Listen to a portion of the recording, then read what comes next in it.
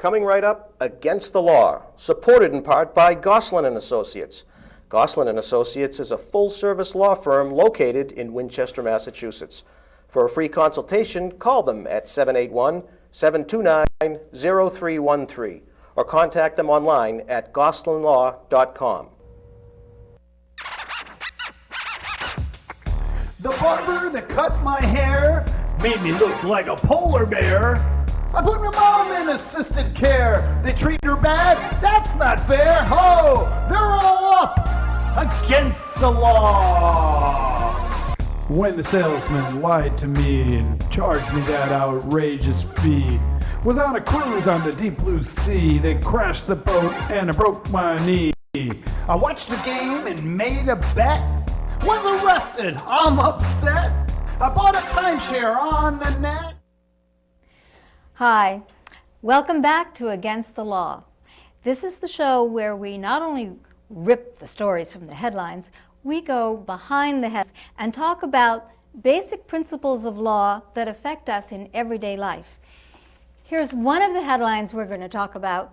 This is from the Boston Globe way back at the beginning of the year, and it says thousands in Massachusetts foreclosed in '07. Well, those foreclosures are still going on hot and heavy, and it's causing many, many people to go into bankruptcy. So our program today is on bankruptcy law. And helping me out with this is a bankruptcy expert, Nina Parker, who is a bankruptcy lawyer in Winchester. Welcome to the show, Nina. Thank you very much for having me. I'm delighted to be here. Well, I have to give full disclosure. Usually I'm neutral in my shows, but for this one, I have to let everybody know that I am also a bankruptcy lawyer, but I just have a little niche in bankruptcy. Please don't anybody call me with a problem. I represent an educational lender in bankruptcies all over the country, and that's all the bankruptcy I do. Whereas Nina does everything to help the consumer bankrupt and business bankrupts, etc., right? Small business and individuals who are in trouble. Exactly. And how long have you been doing this? Actually, I've been doing this almost 30 years, believe it or not. That is hard to believe. You must have started when you were a teenager. Of course. But we've seen an awful lot of changes over those years. And in the course of working in bankruptcy law, I know you were in Boston for a while, and then you moved to Winchester. I did. I moved my office to Winchester about 12 years ago, partially because of the big dig, and partially because paying to go to Boston was just too expensive for people to park. Yeah, I found that, boy, they just love the free parking out here. And your clients, though, come from all over the state, don't they? They do, and there are bankruptcy courts all over all over Massachusetts as well. So just because they don't live here, they travel here, and then we go to the courts where they are. Okay, involved. there are now 3 bankruptcy courts, right? That's right. The one in Boston, which has been there for a long time, and in Worcester, and just last week they opened one in Springfield. Okay. So there you are, no matter, and you have to go out to Springfield if that's where your client lives and the bankruptcy is, you're going to file it there. That's right. They divide the state up. Okay. Actually, I forgot. There's also one in Hyannis now. Oh, really? In Barnstable. Yeah. All right. So there are courts all over the place, and you help people when they have to declare bankruptcy. Now, I don't think that many people know that there's really, it's almost a constitutional right to declare bankruptcy if you need a fresh start. It's in the United States Constitution. Now, I'm not going to pretend to read from that document, but let me just go over the part in Section 8 of the United States Constitution. It says the Congress shall have power, and then it lists numerous things that the Congress can do, and one of them, it says, is the Congress shall have power to establish a uniform rule of naturalization and uniform laws on the subject of bankruptcies throughout the United States. And it's an interesting juxtaposition, naturalization, which refers to immigration, and bankruptcies. But we as lawyers know that if it says the Congress shall have power to do it, we expect the Congress to do it, so there are bankruptcy laws. Yes, there are. And there's been a lot of changes in them, which I think a lot of people might have heard about in the past few years. In 2005, they changed the bankruptcy laws. And they used to look like this. Yes. And now they look like this. I was amazed when I saw this at your office. I thought, this is just the code right here, the code, and this is the bankruptcy rules as to how to do the things that the statute tells you to do in the code. And then the new laws, my goodness, it couldn't have made it more complicated. They really have, and then they've made it so that people think that bankruptcy is no longer available to them. And so one of the things I thought we could talk about is, even though they changed the law, they've made the law, and we've learned how to live with it.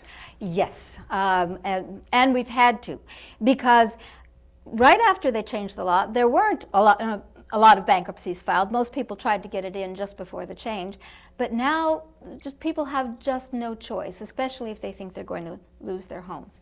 Well, this is such an important subject and a complicated one that we aren't going to try to cover it all in one show. We're going to actually devote 2 shows to bankruptcy. We're going to devote one to what's called Chapter 7, but really it'll be kind of our introduction to bankruptcy. And then we'll have a whole nother show about the chapter of bankruptcy called Chapter 13 that many consumers are forced to at least try to comply with. And we're going to explain that all. We're going to do it in a slightly different way.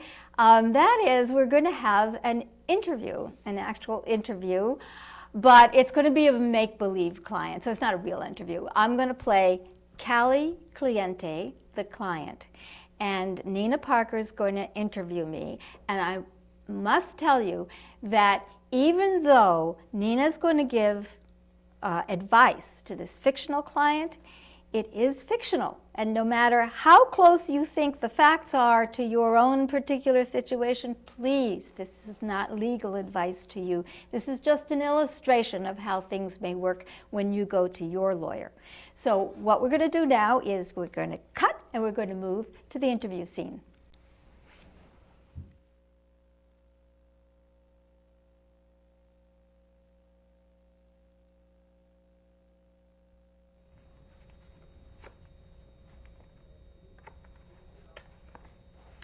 Nina, thank you for seeing me on such short notice.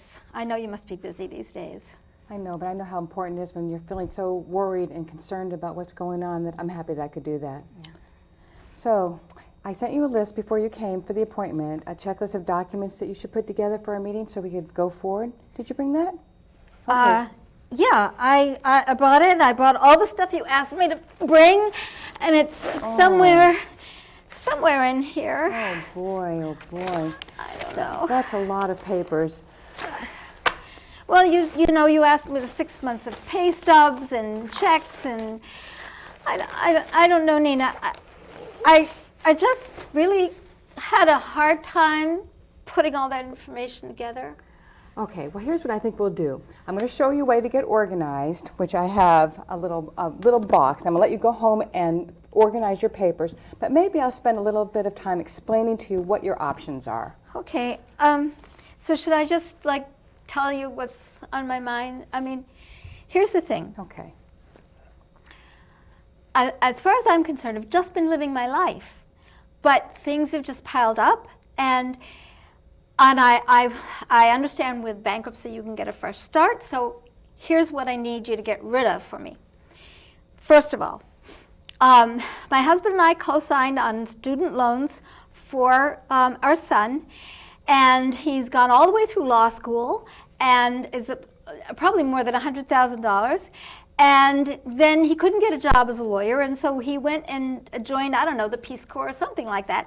And now he doesn't want to be a lawyer anymore. He wants to work for some outfit that's barely going to pay him, and we're the ones getting the calls about, paying the student loans, okay? So that's one thing. And then, of course, my husband, this is my second husband, so he had alimony and child support to pay, and that was okay when he was working, but he's had an accident and he was hospitalized, and so we have hospital bills, and he can't really pay out. I mean, she doesn't need alimony, right? She's actually living with somebody, and the kids are grown up. I mean, we have to pay through college, but I mean, we need to get rid of that debt, and the house is doing okay. I mean, I'm afraid of foreclosure, so we paid the mortgage, but we're going to be having one of those bump ups very soon, and I just don't know if we can continue to pay. And there's more, you know. Of course, there's credit cards and stuff, but honest, we don't spend a lot. We don't live high. We don't live, you know, any higher than our neighbors do. Do you have, how much credit card debt do you have? Well, of course, there are a few cards, and they keep sending us cards, even though, like, anyhow, I don't know, there must be 30,000 or something. I mean, I haven't added it all up, but I think if you look at that in the charge cards, it may come to that, about 30,000. And you're spending a lot of money on your charge cards when you could be using that to pay your mortgage or pay your student loans. Is that really what's happening?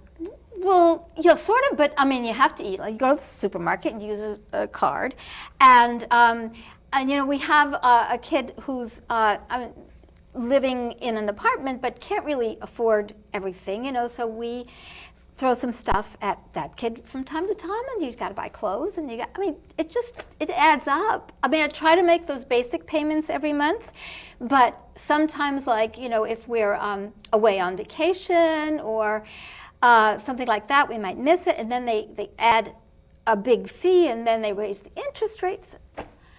Well, why don't we talk about some of the things that might be available to you, because some of the things which you've explained are not necessarily going to be able to be discharged in bankruptcy. Now, you know, the goal of bankruptcy is to get a fresh start, yeah, and to get a discharge. Maybe if I could explain it to you a little bit. The way bankruptcy works in a Chapter 7, which is what you would like to do, which is a fresh start, is this is where you are. Right.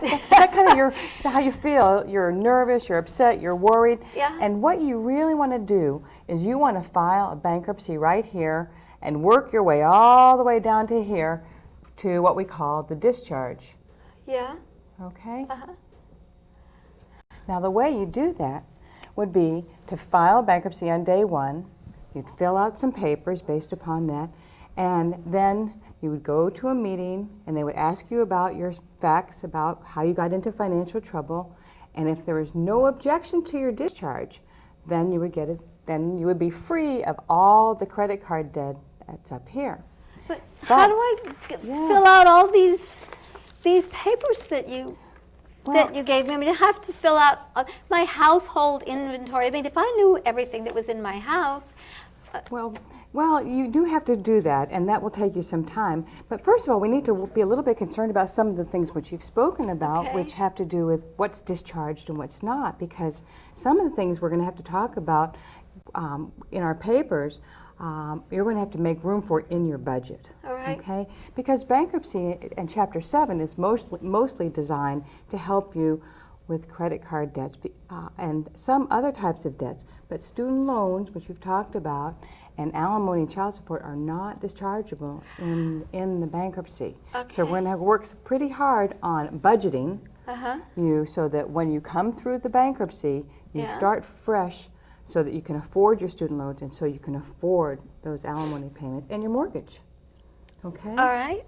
All right, so the first thing that you would have to do is we'd have to take your papers, and we would go through them, and we're going to look at, oh boy, what we're going to do is we're going to look at your assets Uh-huh. and your liabilities, who you owe and how much you owe. Uh-huh. And then we're going to work through, do you have any assets that would be available to your creditors if they were to sell your assets? And the answer is most likely not, because in Massachusetts there are what's called exemptions. Exemptions, that's good. Okay. And there are also federal exemptions, and so we're going to explore both of those. Exemptions, what are exemptions? Okay, so for example, you're very worried about keeping your home. Right. And in Massachusetts, there's the Homestead Act, and it protects the first $500,000 of equity in your home. Okay. And so that would be terrific. And so if we had equity in our house, then you don't have to worry so long as you could make payments on your mortgage. But Wow. you still have to pay your mortgage. Okay. Okay. Okay, so that's good. Now, Now, we have a lot of computers in our house, but we need those because that's part of how we make whatever living it is, we're making. well, those two could be exempt. There are different Okay. exemptions for the federal laws. We'd have to choose between state or federal, but in the federal exemption laws, there's tools of the trade, because if you use the computers, you could take an exemption for that.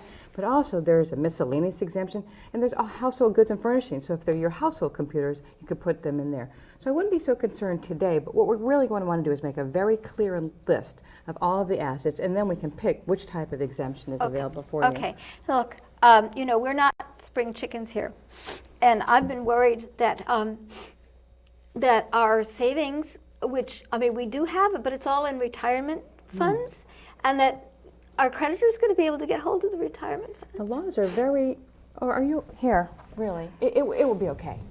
We go through an awful lot of Kleenex in this office. Okay. No. The laws are designed to try and help you keep that.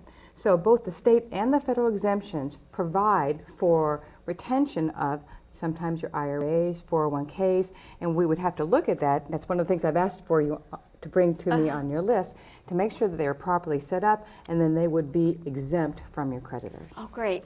Now, I see Chapter 7, and I'm told by other people have gone through this actually, that if you can do Chapter 7, it's just a matter of months if you don't have any assets. But you've also written Chapter 13. What's that? Chapter 13 is a wage earner plan, and sometimes you're not eligible to file a Chapter 7. Am I going to be I eligible? don't know yet. What we have to do is called the means test. In 2005, they changed the bankruptcy laws, and now we have to look at each individual's situation in their family or in their household and know what the earnings are, income from every source. And we do a calculation to see whether or not you're above the median or below the median. What's the median? Well, it depends on the number of people in your house. For example, in Massachusetts, a family of one has over $51,000 of income before they are above the median. A family of four, $91,000. So there's a big spread. And there also, even if you're above the median, doesn't mean you're not eligible, but then we have to take a look at what your deductions are. So you have a mortgage, which you told me you have, we could take a deduction for that. But if you rent, it's a different type of a deduction. So we're going to need to organize all those papers, and then we can tell you whether you're eligible for the Chapter 7 or the Chapter 13. They both work a little bit the same in the beginning. This is day one. This is when you file the bankruptcy. That's called the petition date. And in a Chapter 7, you go to the 341 about day 30, and then about day 90 is when the last day for anybody to object to your discharge, or to say, you really should be in Chapter 13 because you earn too much money, or you have an ability to pay back something to your creditors, or if you fell behind on your mortgage. That's another option for you. So there's a safety net for people. A Chapter 13 is a safety net in case they do fall behind. But in Chapter 7, about 30 days after that, about day 120, if everything goes well, discharge will enter. Now, you said if nobody objects to That's my right. discharge. Why would they object to a discharge? Well, things like fraud, obtaining credit under false pretenses, larceny, embezzlement, convictions for drunk driving. There are a number of items, taxes. They don't actually have to file a complaint, but those other types of things, they would have to file a complaint. So you would want to tell you would like me to know all about that before we file. Now, taxes. We are kind of behind on tax. Lots of times you have to make a choice. You're going to keep the house or pay the government, and we're behind on taxes. Okay.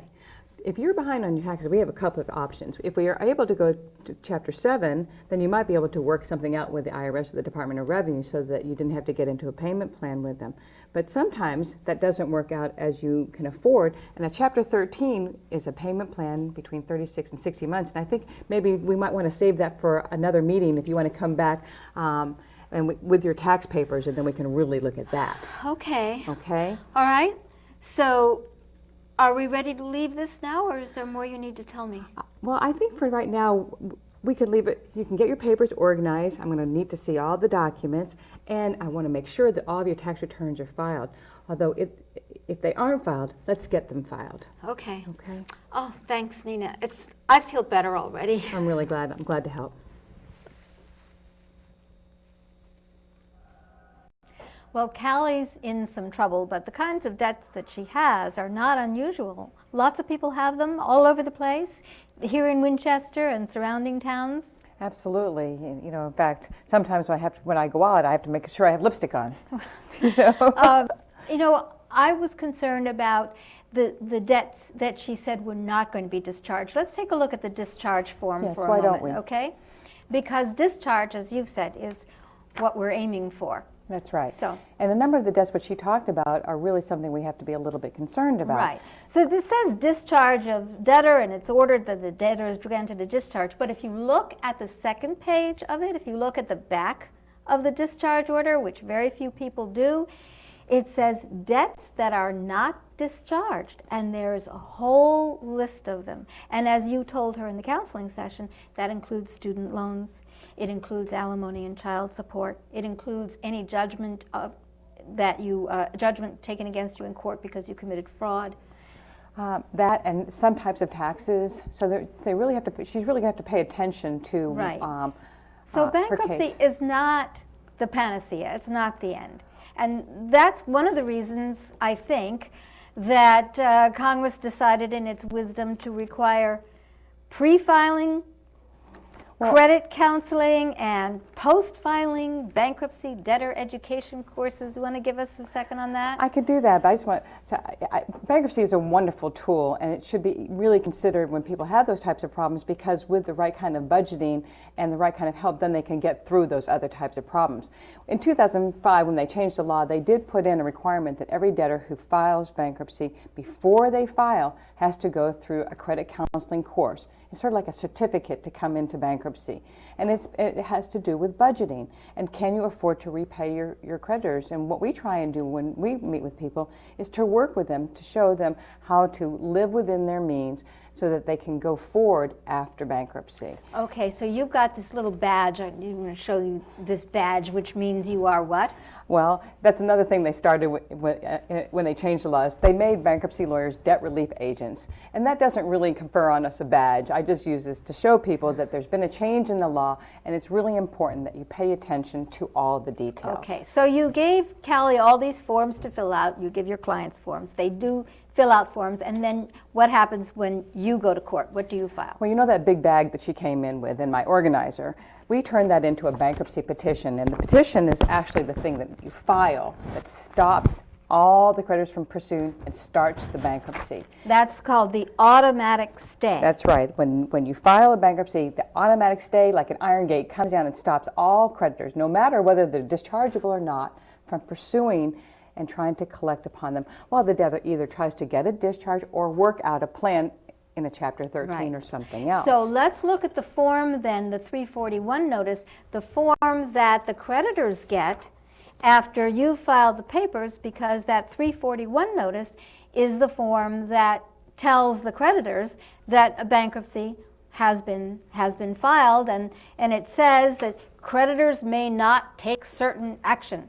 You can't call the debtor, you can't write to them, you can't do anything to try and collect that debt while the automatic stay is in place. That's exactly right. And in a chapter 7, there's going to be a place that tells you whether or not you're going to have to file a proof of claim, so that if you're owed money as a creditor and somebody files bankruptcy, you'll get a notice that's very similar to this and says, file your claim now. Okay, so your object in counseling Callie, and really if there's such a thing as an ideal bankruptcy, that is a bankrupt with no non-exempt assets. That's right. So this says, please do not file a proof of claim unless you receive a notice to do so. So it's a no-asset bankruptcy. It's going to go quickly. But I have seen some notices come in that, okay, trustee has found assets. Oh, we didn't mention a trustee. Would you say what a trustee is and does? When somebody files a bankruptcy, the automatic stay that comes into effect, that also creates a bankruptcy estate, and the estate is looked over or run by the United States trustee, which is actually a part of the Department of Justice. And they appoint, just from a panel of bankruptcy lawyers like myself, a Chapter 7 trustee whose job is to look and see whether there are assets which are not exempt that can be sold to pay creditors, and also whether or not they have too much income over their expenses so they can really afford to pay something back to their creditors and really should belong in Chapter 13. Does that have anything to do with presumption of abuse, which That's I've seen on exactly some right, and that's forms? one of the things you'll see on the form there, because actually we wouldn't like to see any case filed that has a presumption of abuse, but it could happen where somebody files a Chapter 7 because they just can't continue to pay their bills, but they earn too much money or don't have enough deductions and really belong in a Chapter 13, except for that there's the ability to say special circumstances. For example, when you file a Chapter 7, they look at the 6 months back of your income, but if you've lost your job in that 6-month period, it could change that. Oh boy, so there are a lot of things to worry about, and we need to get to that magic word, discharge. Okay. Well, we hope that you can get all your clients through this thicket to discharge, and we want to remind everybody that there is going to be a second program on this subject to deal with Chapter 13s, where you develop a plan to try and pay something back to your creditors. And maybe not all, but something, and sometimes there's 100% payback and sometimes there's none, but we'll talk about that in another show.